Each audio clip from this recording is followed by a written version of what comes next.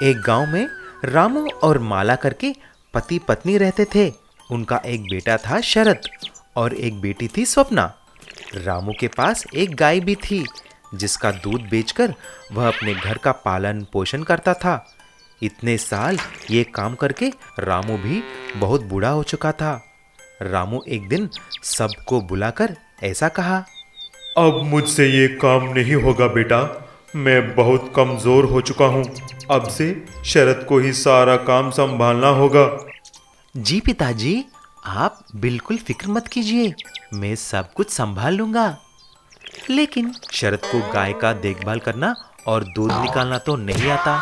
इसीलिए वह अपने माँ के पास गया और कहा, माँ, मुझे पता नहीं चल रहा है कि कैसे ये सब काम मैं अकेले करूं। मुझे तो कुछ भी पता नहीं चल रहा है।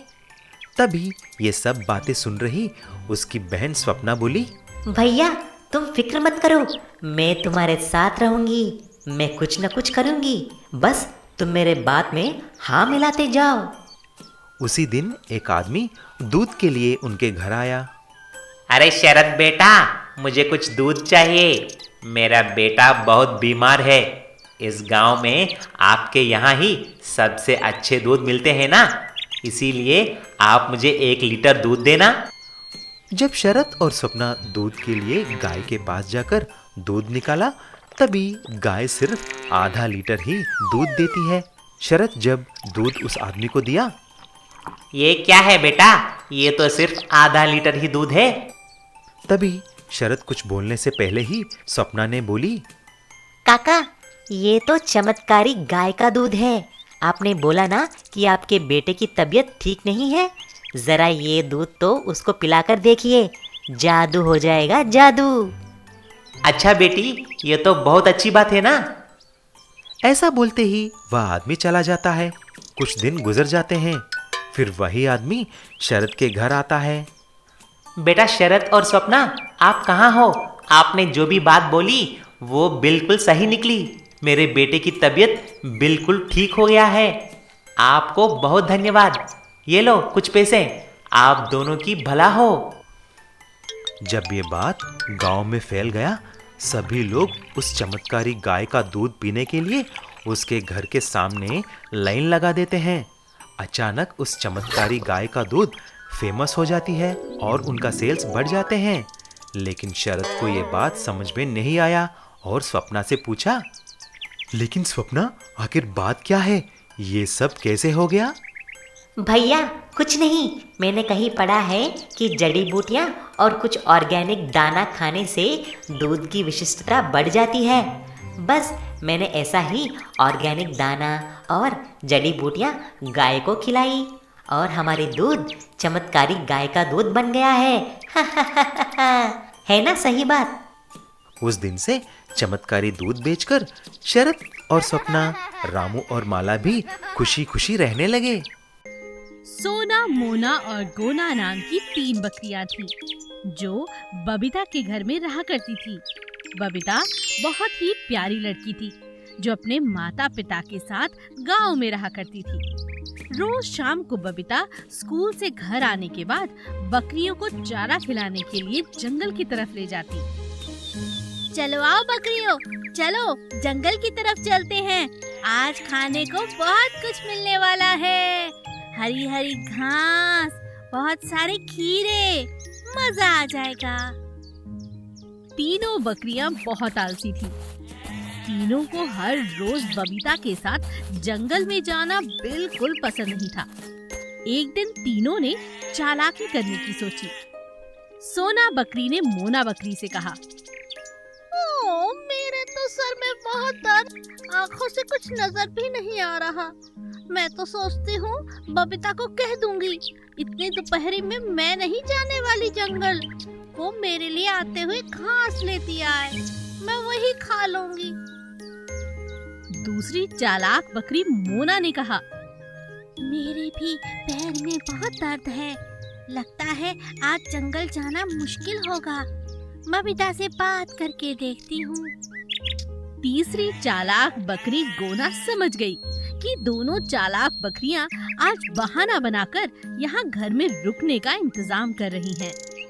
तीसरी ने भी बहाना मन ही मन सोच लिया और बबीता के आते ही जैसे ही सोना और मोना की रस्सी खोलने के लिए वो हुई तो सोना और मोना ने अपना अपना बहाना बबीता से कहा। क्या कहा? तुम्हें दिखाई नहीं दे रहा? अच्छा, ये बात है। और मोना, ये क्या? तुम्हारे पैर में दर्द है? हाँ हाँ, ठीक है, तुम दोनों के लिए घास मैं घर में ही ले आऊंगी, तुम दोनों घर में ही ठहरना। तीसरी चालाक बकरी ने तुरंत बबीता से कहा, सुनो बबीता, अगर घर से सभी लोग चले जाएंगे तो इनका ख्याल कौन रखेगा? मैं चाहती हूँ इन दोनों का ख्याल रखूं। मुझे ज्यादा भूख नहीं है, थोड़े से खीरे लेती आना। इन दोनों को कोई जरूरत हुई तो मैं यहाँ हूँ, तुम निश्चिंत होकर जाओ। बबीता गोना की बात समझ जाती है और चुपचाप बाकी बकरियों को लेकर जंगल में चली जाती है। बबीता के जाते ही तीनों बकरियां जोर जोर से हंसने लगती हैं। चालाकी ही सही, धूप में जाने से तो बच गए। हाँ, तुम दोनों की चालाकी तो मैंने देख ही ली और इसीलिए मैंने भी बहाना बना दिया ताकि मुझे भी जाना ना पड़े। दो प्यारे बंदर भाई। बंदर का एक परिवार जंगल के पास रहा करता था। एक दिन उनकी माँ उनके लिए बहुत सारे केले तोड़ कर लाती है और कहती है, लो बेटा, तुम सबके लिए केले लाई हूँ, दोनों मिलकर खाना। और इतना याद रहे कि केले के छिलके इधर उधर नहीं फैलाने हैं। ये देखो, ये छोटा सा डस्टबिन है, इसके अंदर डाल देना, गंदगी नहीं फैलेगी, नहीं तो मुझे बहुत काम करना पड़ता है बेटा। कोई बात नहीं माँ, हम ऐसा ही करेंगे। इतने सारे केले, आज तो मजा आ जाएगा। क्या तुम बनाना का शेक भी बनाओगी? हाँ, बना दूंगी। तो बनाओ। कुछ केले लेकर बंदर की माँ घर की रसोई में चली जाती है और वहाँ पर बनाना शेक बनाने लगती है और बाहर बच्चे खूब सारे केले लेकर लगातार खाते जा रहे थे। लेकिन वो एक बात तो भूल ही गए थे कि उनकी माँ ने उन्हें छिलके नीचे ना फेंकने की सलाह दी थी। दोनों इतनी मस्ती में थे कि खाते ही चले गए, लगातार केले खाते और छिलके नीचे फेंक देते। जब छोटा भाई उठने को हुआ तो उसका पैर फिसला और वो धड़ाम से जमीन पर गिरा। ओ, मम्मी! और फिर वो जोर जोर से रोने लगा। अरे चुप हो जा, माँ आ जाएगी और माँ आएगी तो जरूर ये कहेगी कि तुमने छिलके नीचे क्यों फेंके हैं। उठ जा।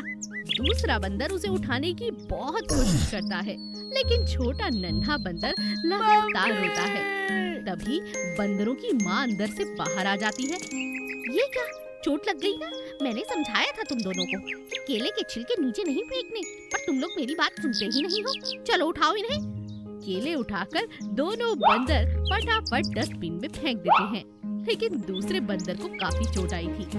बंदर की माँ उसे डॉक्टर के पास ले जाती है और उसकी मरहम पट्टी करवाती है।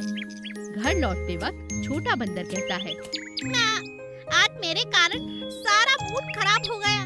मैंने बहुत बड़ी गलती की है। आज के बाद मैं आपकी कोई भी बात नहीं टालूंगा। जैसा आप कहते हो वही करूँगा। तो फिर ये लो, संतरा खाओ। हाँ, ये तो मेरा फेवरेट है। संतरा खाने के बाद छिलका कहाँ फेंकोगे ये बताओ? डस्टबिन में। हाँ, अब छोटा बंदर ये बात सीख चुका था कि चाहे वो जो मर्जी चीज खाए, कोई भी फल खाए, लेकिन उसका छिलका हमेशा वो कूड़ेदान में ही डालेगा। सोने का आलू कचालू।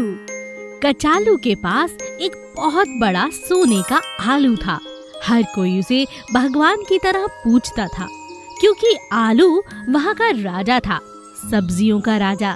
हर रोज कचालू उसकी पूजा करता, सभी को प्रसाद देता। एक दिन सोने के आलू ने रात में कचालू से कहा, उठो कचालू, उठो, मैं तुमसे कुछ बातें करना चाहता हूँ। मैं चाहता हूँ कि हमारे यहाँ पर हर आलू को सम्मान मिले, हर आलू की इज्जत हो।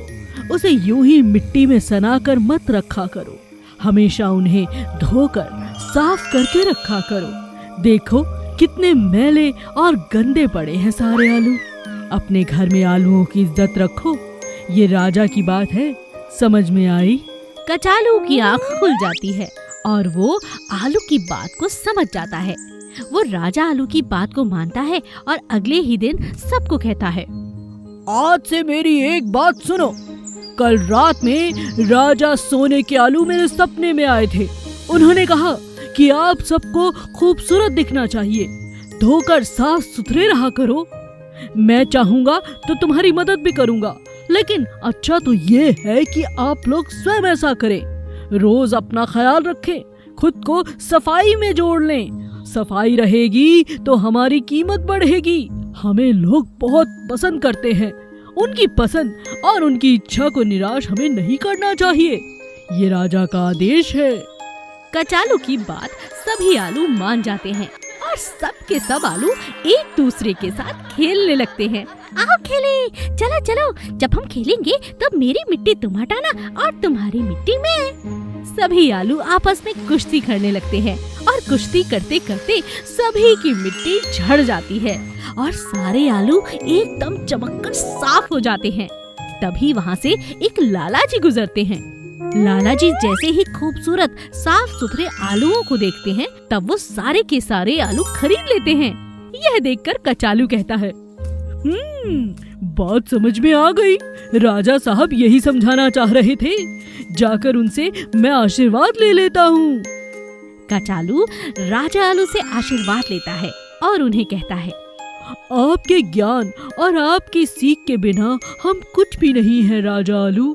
आप हमें आगे भी भविष्य में इसी तरह बताते रहें जहाँ भी हम गलत हों, ताकि हमें हमेशा आपका सहारा मिलता रहे और हमारे जीवन में भी खुशियाँ रहें। सभी आलू राजा आलू के पास आते हैं और उनका आशीर्वाद देते हैं। सभी आलू अब बहुत सुंदर लग रहे थे। सबकी आंखें खुशी से झूम रही थी और सभी आलू बहुत खुशी से उनके घर चले जाते हैं।